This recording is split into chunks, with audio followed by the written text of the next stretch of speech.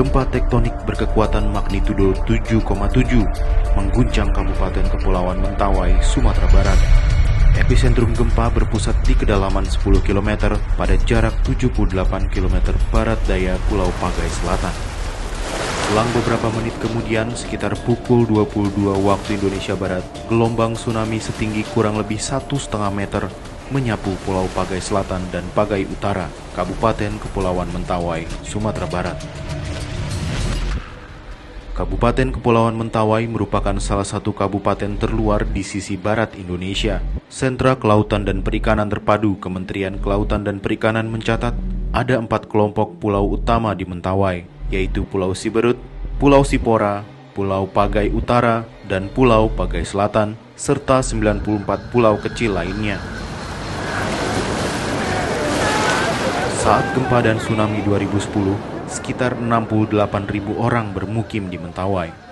Sejarah mencatat, tsunami pernah menerjang Padang pada 10 Februari 1797 akibat gempa bermagnitudo momen 8,4. Sekitar 300 orang tewas dalam kejadian ini.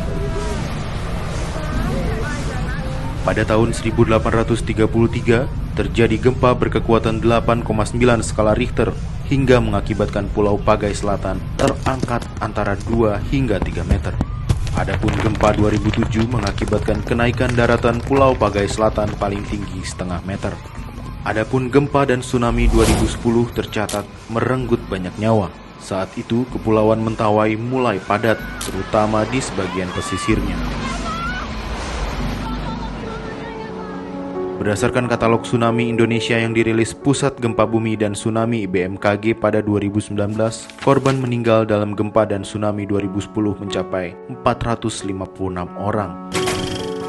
Pasca gempa dan tsunami 2010, Wakil Presiden Budiono menginstruksikan 4 menteri terkait untuk menetapkan langkah tanggap darurat tahap awal untuk penanggulangan korban di Kepulauan Mentawai. Namun, penanggulangan korban itu tidak mudah. Sebagai kepulauan, moda angkutan laut menjadi andalan saat proses evakuasi dan distribusi bantuan. Akan tetapi, kabupaten yang berbatasan dengan Samudra Indonesia di sisi barat ini kerap dihadang gelombang tinggi. Perubahan cuaca di Kepulauan Mentawai juga terus diwaspadai oleh semua tim yang terlibat. Meskipun langit cerah, dalam hitungan menit kondisinya tiba-tiba dapat berubah menjadi gelap dan berangin kencang. Proses tanggap darurat pun terkendala karena satu-satunya jalur yang dapat diakses adalah laut. Ketika laut bergejolak karena kondisi cuaca yang buruk, akses itu pun tertutup dan korban tidak segera tertangani. Cuaca buruk dan keterbatasan alat transportasi yang aman juga menyulitkan distribusi tim medis.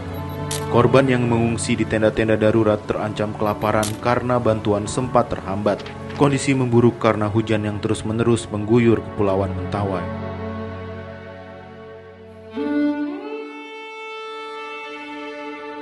Suku Mentawai merupakan salah satu suku tua di dunia. Dengan catatan gempa dan tsunami yang berulang kali menghantam pemukiman mereka, kemungkinan besar tersimpan kearifan lokal yang diwariskan turun-temurun untuk mengurangi dampak dan korban. Menjadi tugas semua pihak untuk melestarikan kearifan lokal itu, selain secara serius membangun sistem deteksi dini tsunami.